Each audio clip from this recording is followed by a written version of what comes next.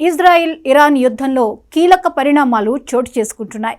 ఇజ్రాయెల్కు అండగా యుద్ధంలోకి దిగేందుకు సన్నాహాలు చేస్తున్న America Iran supreme leader Ayatollah Ali ఖమేనీని టార్గెట్ చేసి వేట మొదలుపెట్టింది. ఇజ్రాయెల్ దాడులు మొదలైన వెంటనే రహస్య బంకర్లలోకి వెళ్లిన ఇరాన్ సుప్రీం లీడర్ ఖమేనీని ప్రాణాలతో పట్టుకునేందుకు అమెరికా సీక్రెట్ సర్వీస్ స్పెషల్ కమాండర్ను రంగంలోకి దింపింది. సుప్రీం లీడర్ ఎక్కడ దాక్కున్నాడో కనిపెట్టినట్లు బహిరంగ ప్రకటన చేసిన ట్రంప్ తాను చిటికేస్తే క్షిపణులతో దాడి చేసి అంతం చేయడం తమకు మంచినీళ్లు తాగినంత ఈజీ అని వెల్లడించారు. ఇరాన్ సుప్రీం లీడర్ ఎక్కడున్నారో కనిపెట్టేశామని, టార్గెట్ తమ కనుసన్నల్లోనే ఉన్నట్లు పరోక్షంగా ఖమేనీ పేరు ప్రస్తావించకుండా ప్రకటించారు. ఇరాన్ను ఖతం చేస్తామంటూ హుంకరింపులు చేస్తున్న ట్రంప్ టార్గెట్ అందుబాటులో కనిపిస్తున్నా ఎందుకు దాడి చేయడం లేదు? తన మిత్రదేశం ఇజ్రాయెల్కు ఉప్పందించి వారి ద్వారా మట్టు పెట్టించొచ్చు కదా అన్న అనుమానాలు వ్యక్తమవుతున్నాయి. ట్రంప్ కొత్త గేమ్ ప్లాన్ మొదలుపెట్టారా? లొంగిపోవాలని ఇప్పటికే వార్నింగ్ ఇచ్చిన ట్రంప్ లొంగకపోతే ప్రాణాలతో బంధించాలని ప్లాన్ మార్చేశారా? ఇంతకు ఇరాన్లో ఏం జరగబోతుందన్నది ఇప్పుడు ప్రపంచవ్యాప్తంగా హాట్ టాపిక్గా మారింది. ఇరాన్ను ఎలుకతో పోల్చే విధంగా ట్రంప్ సెటైర్లు వేస్తున్నారు. గగనతలంపై మాకు పూర్తి నియంత్రణ ఉంది. ఇరాన్ దగ్గర మంచి స్కై ట్రాకర్లు, ఇతర రక్షణ సామాగ్రి భారీ మొత్తంలో ఉంది. కానీ అవి అమెరికాలో రూపొందించి తయారు చేసిన వాటితో సరిపోలవు అంటూ ట్రంప్ బహిరంగంగానే హుంకరిస్తున్నారు. అమెరికా ముందు ఇరాన్ పిట్టపిల్లతో సమానమనే తీరులో వాళ్లను చంపాలని ఇప్పటికైతే అనుకోవడం లేదు. కానీ మా సహనం నశించిపోతుంది అని ట్రంప్ చేస్తున్న కామెంట్స్ వెనుక అసలు ఉద్దేశమేంటో అర్థం కావడం లేదని విశ్లేషకులు అంటున్నారు. చాలా కాలంగా ఇజ్రాయిల్కు సైనిక సాయం అందిస్తున్న అమెరికా ఈ నెల 13న ఇరాన్పై ఇజ్రాయిల్ మూకుమ్మడి దాడులు ప్రారంభించినప్పుడు వాటిలో తమ ప్రమేయం లేదని ప్రకటించింది. అయితే ఇరాన్ అణుకేంద్రంగా చేసుకుని ఇజ్రాయిల్ చేస్తున్న దాడుల్లో భాగస్వామ్యం కావాలని ట్రంప్ ఆలోచిస్తున్నట్లు మీడియాలో కథనాలు వెలువడుతున్నాయి. కానీ ట్రంప్ ఆ నిర్ణయం తీసుకోగలరా లేదా అన్నది $1 మిలియన్ ప్రశ్నగా కనిపిస్తోంది. అసలు ట్రంప్ ఉద్దేశమేంటో కనిపెట్టడంలో నిమగ్నమయ్యారు. ఇజ్రాయిల్ ఇరాన్ సంక్షోభంపై వైట్ హౌస్ సిచ్యువేషన్ రూమ్లో ట్రంప్ నిర్వహించిన కీలక సమావేశం నిర్ణయాలేంటి, ఏం చేయబోతున్నారనేది ఉత్కంఠ రేపుతోంది.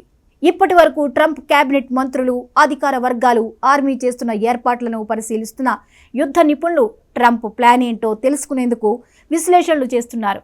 ఫోర్డో సహా ఇరాన్లోని అణు కేంద్రాలపై ఇజ్రాయిల్ జరిపే దాడుల్లో భాగస్వామ్యం కావాలని ట్రంప్ భావించారని, అయితే ఆయన సన్నిహిత సలహాదారుల మధ్య సిచ్యువేషన్ రూమ్లో జరిగిన చర్చల్లో పూర్తి అంగీకారం కుదరలేదని వార్తలు వస్తున్నాయి. బాగా భూగర్భంలో ఉండే ఫోర్డోలోని యురేనియం సెంటర్ను ధ్వంసం చేయగల శక్తి అమెరికా దగ్గర మాత్రమే ఉంది.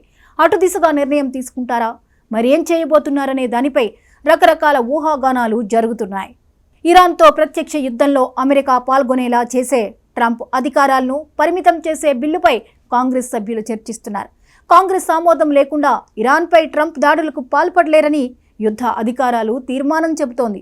కాంగ్రెస్ ఆమోదం లేకుండా ఇరాన్పై ట్రంప్ దాడులకు పాల్పడలేరని యుద్ధ అధికారాల తీర్మానం చెబుతోంది.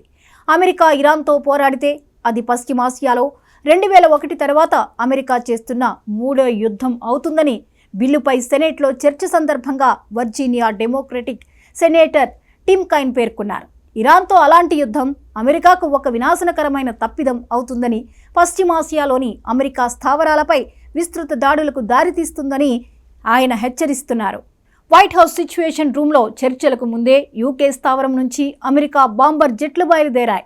తూర్పు ఇంగ్లండ్లోని base lake and heath royal air force నుంచి F-35 ఫైటర్ జెట్లు బయలుదేరుతున్నట్లు ఓ ఫోటోగ్రాఫర్ తీసిన ఫోటోలో కనిపిస్తోంది.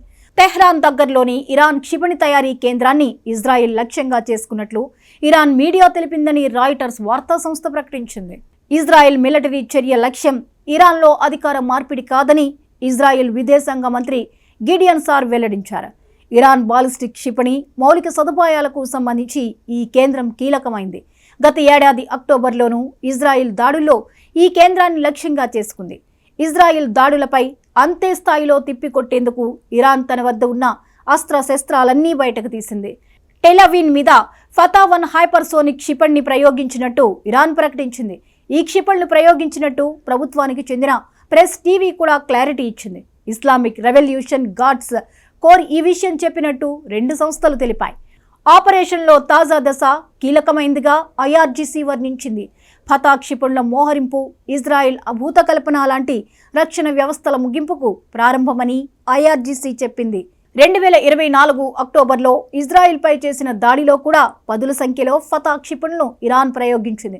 అయితే తాజా సంక్షోభంలో ఈ క్షిపణులను ఇజ్రాయెల్పై ప్రయోగించడం ఇదే మొదటిసారని తెలుస్తోంది. ఇజ్రాయెల్పై దాడి చేసే క్షిపణిగా ఐఆర్జీసీ దీన్ని అభివర్ణించింది. క్షిపణి ఆవిష్కరణ సమయంలో తెహ్రాన్లో ఏర్పాటు చేసిన బ్యానర్లో టెల్ అవీవ్కు 400 సెకండ్లు అని హిబ్రూ భాషలో రాశారు. ఫతా హైపర్సోనిక్ క్షిపణి అని ఐఆర్జీసీ చెబుతుండగా సైనిక నిపుణులు మాత్రం దాని హైపర్సోనిక్ సామర్థ్యంపై సందేహాలు వ్యక్తం చేస్తున్నారు. మరోవైపు టెల్ అవీవ్ పొరుగు ప్రాంతాలను ఖాళీ చేయాలని ఇరాన్ రెవల్యూషనరీ గార్డ్స్ ఆదేశించిందని ఇరాన్ మీడియా వెల్లడించింది. తూర్పు వైపు నుంచి వస్తున్న కొన్ని డ్రోన్లను తాము అడ్డుకున్నట్లు ఇజ్రాయెల్ రక్షణ బలగాలు ప్రకటించిన తర్వాత ఈ ఆదేశాలు వచ్చాయి. ఇజ్రాయిల్లోని డెడ్ సీ ప్రాంతంలో సైరన్లు మోగించారు. ఇరాన్ ఇజ్రాయిల్ మధ్య పెరుగుతున్న ఉద్రిక్తతలను దృష్టిలో ఉంచుకుని భారతీయ విద్యార్థులను తెహ్రాన్ నుంచి తరలించినట్టు భారత విదేశాంగ మంత్రిత్వ శాఖ తెలిపింది.